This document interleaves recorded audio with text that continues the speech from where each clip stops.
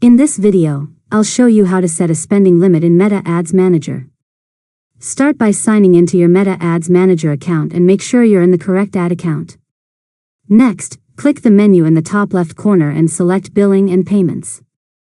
After that, look for the option called Account Spending Limit. If you don't see it right away, open Payment Settings first and scroll down the page. Now click Set Account Spending Limit or Edit Spending Limit.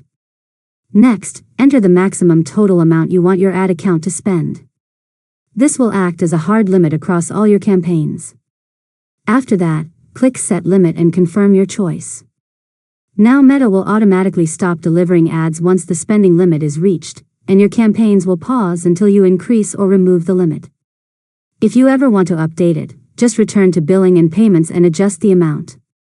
Finally, double-check your settings to make sure the limit has been applied correctly.